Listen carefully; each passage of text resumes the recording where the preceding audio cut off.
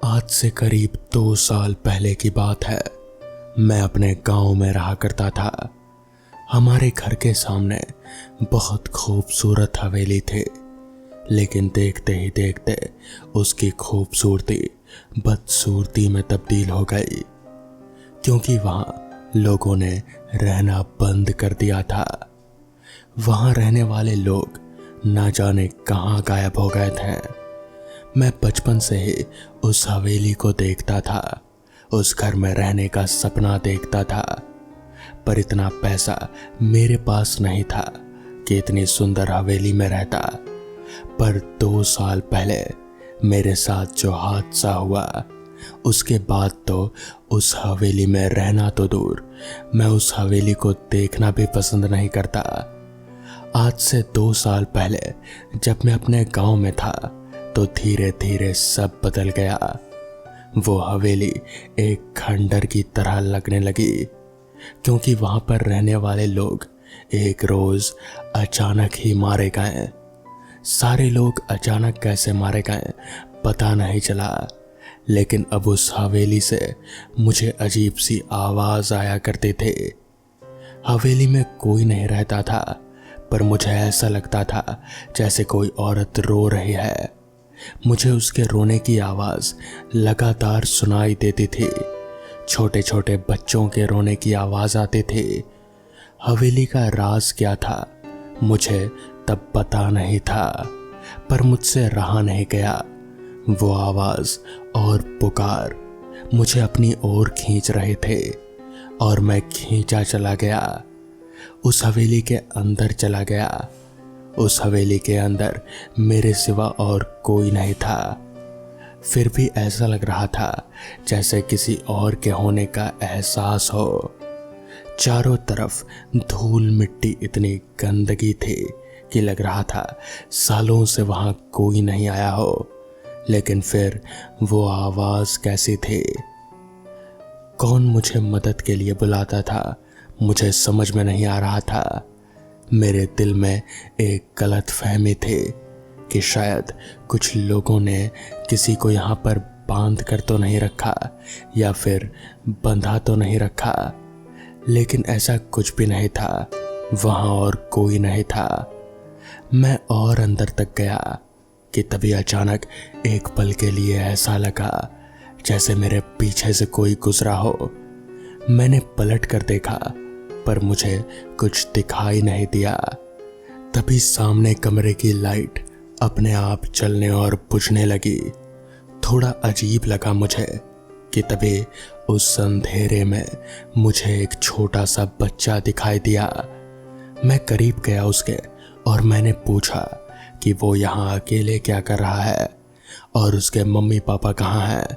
वो बोला कि मेरे पापा और मेरी मम्मी वो लोग लड़ रहे हैं, और पापा ने मम्मी को बहुत मारा।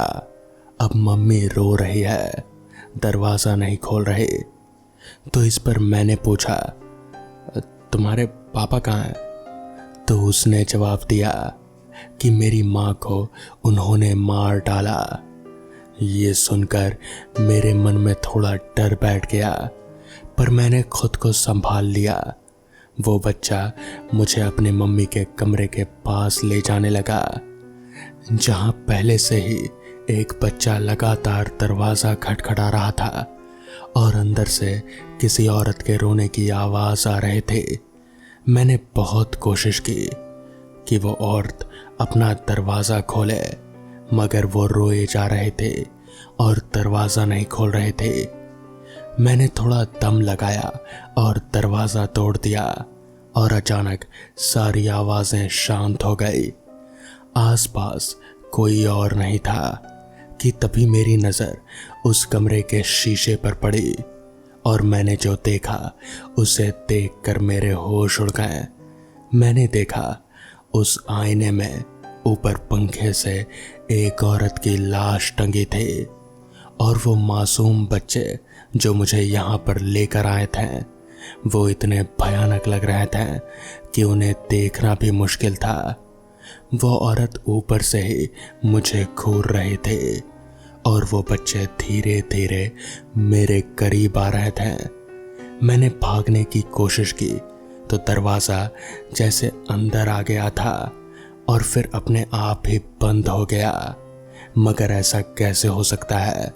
दरवाज़ा तो मैंने तोड़ दिया था, तो फिर दरवाज़ा अंदर आकर अपने आप ही कैसे लग गया? अब मेरे हाथ पैर खौफ से कांप रहे थे और मुझे सिर्फ एक खिड़की दिखाई दी। उन सबको अपनी ओर आता देख मुझे बहुत घबराहट होने लगी और उस खौफ में मैं उस खिड़की से नीचे कूद गया। मेरी किस्मत अच्छी थी कि मेरी जान बच गई। उस हवेली का ही पड़ोसी मुझे अस्पताल ले गया। उसका कहना था कि उस हवेली में रहने वाले उस आदमी ने ही अपनी और अपने बच्चों को और फिर अपनी पत्नी को भी मार डाला। दरअसल वो आदमी किसी और औरत से शादी करना चाहता था। उन तीनों को मरने के बाद ही कुछ दिन बाद वो आदमी भी रहस्यमय तरीके से मारा गया। तब से वो हवेली बंद पड़ी है। उस सच्चाई को सुनने के बाद मैंने उस गांव को ही छोड़ दिया और वापस जाने की कभी मेरी हिम्मत नहीं हुई। लोग कहते हैं आज भी उस हवेली से उस औरत और उसके बच्चों की आवाज़ें सुनाई देती है। तो दोस्तों, ये थी आज की पहली कहानी। तो चलिए बढ़ते हैं आज की दूसरी कहानी की ओर। बात है आज से करीब 50-55 साल पहले की। ये उन दिनों की कहानी है जब मेरे दादाजी जवान हुआ करते थे। दादाजी बताते हैं कि उन दिनों गांव देहात में ज़्यादा साधन नहीं हुआ करते थे। लोग यहाँ से वहाँ जाने के लिए बैलगाड़ी या फिर घोड़ा गाड़ी का ही इस्तेमाल किया करते थे। और अगर इस बीच किसी को नदी पार करनी हो तो फिर उन दिनों ब्रिज भी नहीं हुआ करते थे। हालांकि हुआ करते थे मगर इतने नहीं, बहुत ही कम। इसलिए ब्रिज पार करने के लिए लोग ज़्यादातर नौके या फिर बड़ी नावों का ही सहारा लिया करते थे। उन दिनों मेरे दादाजी नाविक हुआ करते थे। नाविक यानी कि जो नौके से लोगों को नदी पार करवाते हैं। दादाजी बताते हैं कि उन दिनों बरसात का मौसम चल रहा था। रह रहकर हर दिन लगातार बारिश होती रहती थी। इस वजह से नदी में पानी भी बहुत था और उन दिनों लोग भी ज़्यादातर कामों से शहर जा रहे थे, क्योंकि उन दिनों बीमारियां बहुत फैल रही थी।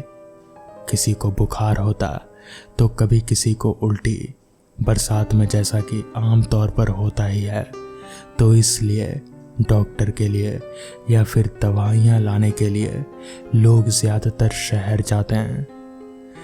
एक रात की बात है, दादाजी हमेशा की तरह ही उस रात करीब 7:30 बजे के आसपास अपने नौके को नदी के किनारे बांधकर वापस घर की ओर ही लौट रहे थे। अभी उन्होंने अपने नौके को बांधना शुरू किया ही था कि तभी उन्हें ऐसा महसूस हुआ कि जैसे पीछे से किसी ने उनके कंधे पर हाथ रखा हो। वो हाथ जैसे बर्फ की सिल्ली की समान ठंडा था। दादाजी ने तुरंत पीछे घूमकर देखा तो पाया कि एक औरत है। उस औरत ने अपने चेहरे पर घूंघट डाल रखा था। तभी उस औरत ने दादाजी से कहा, भाई साहब, मुझे नदी पार करवा दीजिए। मेरा बच्चा बीमार है, बस उसके लिए दवाई लेकर वापस आना है। दादाजी वैसे तो रात के समय, वो भी इतनी रात गए, किसी को नदी पार नहीं करवाते हैं, मगर क्योंकि वो औरत लाचार थी और उसका बच्चा बीमार था तो दादाजी को दया आ गई। उन्होंने सोचा क्यों ना बस एक आखिरी सवारी को नदी पार करवा ही दिया जाए और फिर वापस लेकर अपने घर लौट जाएंगे। जिसके बाद दादाजी ने अपने नाव खोला और फिर उस औरत को बिठाकर नदी पार कराने की ओर आगे बढ़ चले। जैसा कि बरसात का मौसम था तो नदी में काफ़ी पानी था। ऊपर से अब धीमी धीमी बारिश भी शुरू हो चुकी थी। दादाजी को डर था कि कहीं ये बारिश तूफान का रूप ना ले ले, मगर बारिश अभी धीमी ही थी, इसलिए दादाजी जल्दी जल्दी चप्पू चलाने लगे। चप्पू चलाते हुए दादाजी ने एक नज़र उस औरत की तरफ देखा। वो औरत चुपचाप नाव के दूसरी तरफ बैठी हुई थी। शायद बेचारी को अपने बच्चे की फिक्र हो रही होगी। ये सोचकर दादाजी ने जल्दी जल्दी हाथ चलाने शुरू कर दिए। जल्दी जल्दी चलते चलते दादाजी ने महसूस किया कि बारिश अब थोड़ी और भी ज़्यादा तेज हो चुकी है। चलते चलते वापस से उनकी नज़र उस औरत की तरफ गई तो उन्होंने देखा कि उस औरत के चेहरे पर से अब घूंघट हट चुका है। शायद हवा की वजह से हट गया होगा और उस औरत को ध्यान नहीं रहा होगा। दादाजी ने उसके चेहरे को देखने की कोशिश की, मगर अंधेरा काफ़ी था, जिस वजह से दादाजी उसका चेहरा साफ तौर पर देख नहीं पा रहे थे। मगर वो इतना ज़रूर समझ पा रहे थे कि वो औरत बहुत ही गोरी चिट्टी है। उसका चेहरा जैसे उस अंधेरे में भी चमक सा रहा था। खैर, दादाजी ने चप्पू चलाते चलाते नाव को उस किनारे पर ले जाकर रोका और फिर उस औरत से कहा, यहाँ तो और कोई नाव दिख नहीं रही, आपको वापस उस पार जाना है क्या? तो इस पर उस औरत ने कहा, हाँ बस आप यहीं रुकिए, मैं भी कुछ ही देर में दवा लेकर आती हूँ। दादाजी ने अपना सिर हाँ में हिलाया। फिर वो औरत नाव से नीचे उतरकर शहर की तरफ दवा लाने चली गई। दादाजी ने इधर उधर देखा, वहां आसपास कोई नाव नहीं था, बिल्कुल सुनसान। बारिश भी अब थोड़ी थोड़ी तेज हो रहे थे। उन्हें डर था कि अगर बारिश बहुत ज़्यादा तेज हो गई तो फिर उन्हें सर बचाने के लिए कोई जगह ढूंढनी पड़ेगी, और यहाँ आसपास तो कोई घर भी नहीं दिख रहा, सिर्फ एक घाट है। खैर, कुछ ही देर में वो औरत वापस आ गई। उन्होंने वापस से दादाजी को चलने को कहा। दादाजी उस औरत को लिए वापस से अपने गांव की ओर चल दिए। इस बार ऐसा महसूस हो रहा था कि जैसे वो औरत थोड़ी अजीब सी लग रही हो। उसका चेहरा भी कुछ अजीब सा हो गया था। उसकी आंखें उस अंधेरे में भी जैसे चमक सी रहे थे। दादाजी को समझ नहीं आया कि आखिर ये कैसे हो सकता है। एक इंसान की आंख चमक कैसे सकती है? उस औरत की आंख धीरे धीरे लाल पर लाल होती जा रहे थे, जैसे कि लाल बत्ती जल रही हो। वो बत्ती की रोशनी, या फिर ऐसा कहें कि वो आंख की रोशनी इतनी तेज थी कि उसके सिर पर घूंघट होने के बावजूद भी उसकी आंख दादाजी साफ तौर पर देख पा रहे थे। दादाजी को अब कुछ ना कुछ गड़बड़ लगने लगी थी। उन्होंने जल्दी जल्दी अपने हाथ चलाने शुरू कर दिए। तभी उस औरत ने दादाजी से कहा, आपको डर नहीं लगता? इतनी रात गए आप नाव चलाते हैं? तो इस पर दादाजी ने कहा, नहीं, मुझे डर नहीं लगता। दादाजी कोशिश कर रहे थे कि जितना हो सके वो चुप रहें और उस औरत से बात करने की कोशिश ना करें, मगर वो औरत सवाल पर सवाल किए जा रहे थे और दादाजी बस हाँ हूँ में जवाब दे रहे थे। थोड़ी देर चलने के बाद नाव उस किनारे पर पहुंच गई। दादाजी ने उस औरत को उतरने को कहा। उस औरत ने नाव से उतरना शुरू किया। वो जैसे ही नाव से उतरने लगी तो इस घाट पर, जहाँ पर नाव को बांधा जाता था, वहाँ पर एक लालटेन जल रहे थे। दादाजी ने उस लालटेन की रोशनी में उस औरत के पैर देखे तो दादाजी के जैसे सर से पैर तक उनका पूरा शरीर कांप गया, क्योंकि उस औरत के दोनों पैर उल्टे थे, यानी कि पीछे की तरफ मुड़े हुए थे। मगर दादाजी ने उस औरत को ऐसा नहीं जताया कि वो उसके पैर देख चुके हैं। वो बस चुपचाप वापस से अपना नाव बांधते रहे। नाव बांधकर उन्होंने वापस पीछे पलट कर देखा। वो औरत वहां पर कहीं नहीं थी, मगर वहां पर दादाजी के पैसे नीचे जमीन पर पड़े हुए थे। दादाजी ने उन पैसों को भी नहीं उठाया। उन्होंने उन पैसों को वापस से नदी में फेंक दिया और फिर भागते हुए अपने घर पहुंच गए।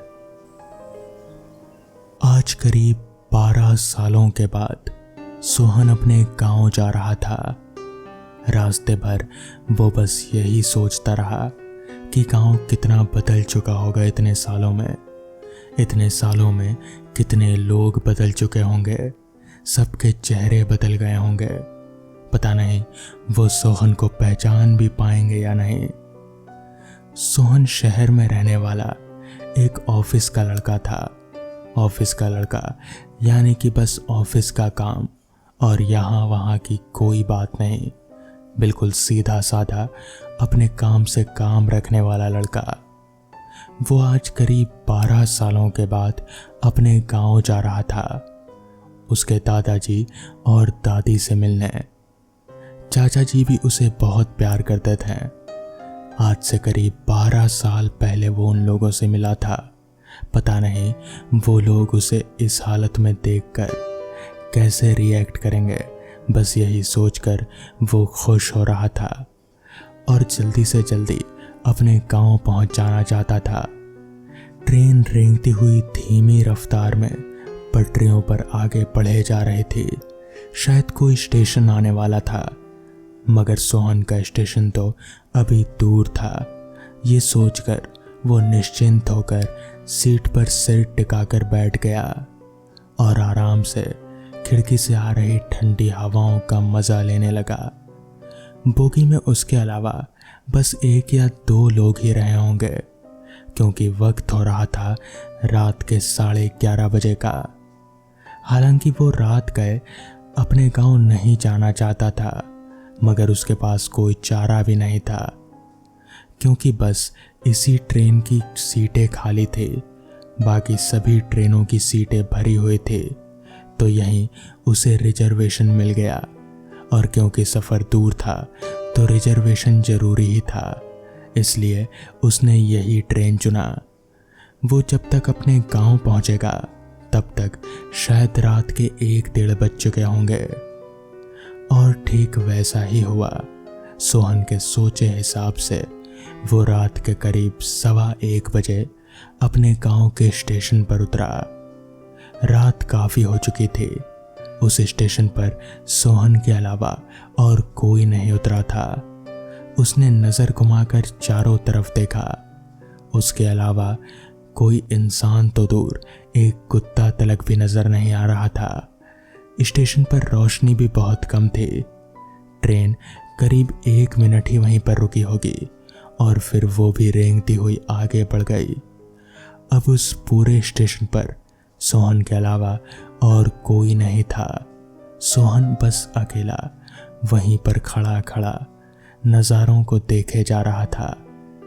तभी सोहन ने अपने मन ही मन में कहा, यार 12 सालों में तो कुछ भी नहीं बदला।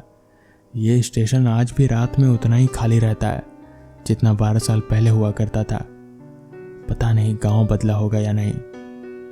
ये सोचकर सोहन वहीं पास ही में एक बेंच पर बैठ गया और थोड़ी देर सांस लेने लगा। उसने नज़र घुमाकर ठीक से देखा तो उसे कुछ भी नहीं दिखा। न कोई इंसान, न कोई चाय की दुकान, यहाँ तलक कि पानी का भी वहाँ पर कोई माध्यम नहीं था। उसे प्यास भी बहुत लग रहे थे। उसने सोचा कि इस स्टेशन से पहले बाहर निकले तो हो सकता है शायद कुछ मिल जाए, क्योंकि यहाँ तो कुछ मिलने वाला नहीं।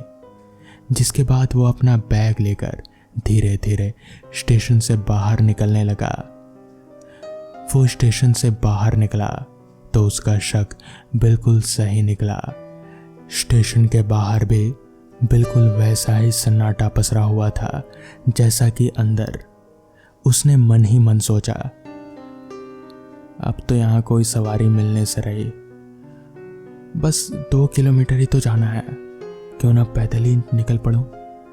वैसे भी मैं इस सुनसान स्टेशन में तो रात नहीं बिताना चाहता, तो पैदल ही निकल पड़ता हूँ। इतना कहकर वो पैदल ही अपना बैग लेकर अपने घर की ओर चल पड़ा। रास्ते पर उसके अलावा दूर दूर तक और कोई शख्स नजर नहीं आ रहा था। रास्ते के दोनों तरफ सिर्फ घनी झाड़ियां थी। उसके अलावा ना कोई घर था और ना ही कोई दुकान। सोहन को बहुत प्यास लग रही थी। उसका पानी का बोतल भी खत्म हो चुका था और पानी का कहीं और कोई जरिया उसे नजर नहीं आ रहा था। वो किसी तरह बस रास्ते पर आगे बढ़े जा रहा था। वो मन ही मन सोच रहा था कि अगर कोई घर भी दिख जाए तो कम से कम वो पानी मांग कर पी सकेगा। इसी तलाश में वो बस रास्ते पर आगे बढ़े जा रहा था। हालांकि कहीं ना कहीं कुछ कुछ चीजें उसे बदली हुई सी नजर आ रहे थे, इसलिए उसे डर था कि कहीं वो रास्ता ना भटक जाए, क्योंकि वो यहाँ आज से करीब 12 साल पहले आया था और 12 साल में याददाश्त कमज़ोर हो ही जाती है। जिसके बाद वो धीरे धीरे चलते हुए आगे बढ़ने लगा। अभी वो आगे बढ़ ही रहा था कि तभी उसे ऐसा महसूस हुआ कि जैसे कोई उसका पीछा कर रहा हो। सोहन थोड़ा घबरा सा गया, मगर वो पीछे मुड़कर देखना नहीं चाहता था, क्योंकि अगर वो ऐसा करता तो उसके पीछे जो भी है वो सतर्क हो जाता और सोहन ये नहीं चाहता था। उसे डर था कि कहीं कोई लुटेरा तो नहीं, इसलिए सोहन बस आराम से चलने की कोशिश कर रहा था और बस किसी तरह अपने डर को छुपाने की कोशिश कर रहा था। पीछे से वो कदमों की आवाज लगातार सोहन के कानों में आए जा रहे थे, मगर वो एक ही इंसान था। जो कोई भी था वो बस अकेला ही था। मगर सोहन को इस बात का डर था कि अगर उसके पास कोई हथियार हुआ तो। बस इसीलिए वो आगे बढ़ता रहा और पीछे मुड़ने की उसने कोशिश नहीं की। उसने अब अपने चलने की रफ्तार काफी तेज कर दी, मगर वो पीछे जो कोई भी था वो भी सोहन का पीछा नहीं छोड़ रहा था। वो भी उसके पीछे पीछे आए जा रहा था। ये सिलसिला चलते हुए अब काफी वक्त हो चला था। सोहन को समझ नहीं आ रहा था कि पीछे जो कोई भी है वो सामने आकर सोहन से बात क्यों नहीं करता। यानी कि अगर वो एक लुटेरा है तो सोहन के सामने आकर उसे लूटता क्यों नहीं। बस उसके पीछे पीछे चलना, इसका क्या मतलब हुआ। सोहन को कहीं ना कहीं अब शक हो रहा था, इसलिए वो एकदम से रुका और उसने झटके से पीछे मुड़कर देखा, मगर उसके पीछे वहां पर कोई नहीं था। उसे कुछ समझ नहीं आ रहा था कि आखिर अगर पीछे कोई है नहीं तो तब से ये कदमों की आवाज कैसे आ रही है। तभी अचानक से उसे ऐसा महसूस हुआ जैसे पीछे से किसी ने उसके कंधे पर हाथ रखा हो। सोहन का पूरा शरीर एकदम से ठंडा पड़ गया। वो हाथ जिसका भी था बिल्कुल बर्फ की तरह ठंडा था। सोहन एकदम से पीछे मुड़ा, मगर पीछे का नजारा देखकर उसके पैरों तले की जमीन खिसक गई, क्योंकि पीछे कोई इंसान था ही नहीं, बल्कि बस एक कटा हुआ हाथ था जिसने सोहन के कंधे को पकड़ रखा था। डर के मारे वो झटक कर एकदम से नीचे गिर गया। वो कटा हुआ हाथ अभी भी हवा में तैर रहा था। सोहन को कुछ समझ नहीं आ रहा था कि आखिर ऐसा कैसे हो सकता है। एक कटा हुआ हाथ इस तरह से हवा में कैसे तैर सकता है। उसे कुछ समझ नहीं आ रहा था।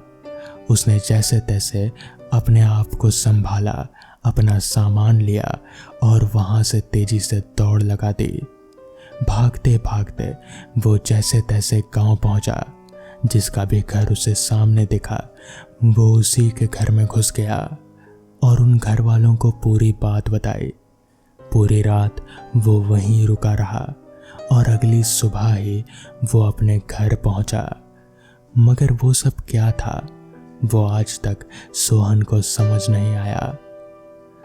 तो दोस्तों, ये थी आज की कहानियाँ। अगर आपको ये कहानियाँ पसंद आई हो तो वीडियो को लाइक और चैनल को सब्सक्राइब करना ना भूलें। तो मैं आपका दोस्त आर्यन जल्द ही मिलूँगा आपसे ऐसी ही नई कहानियों के साथ। तब तक के लिए अपना ख्याल रखें।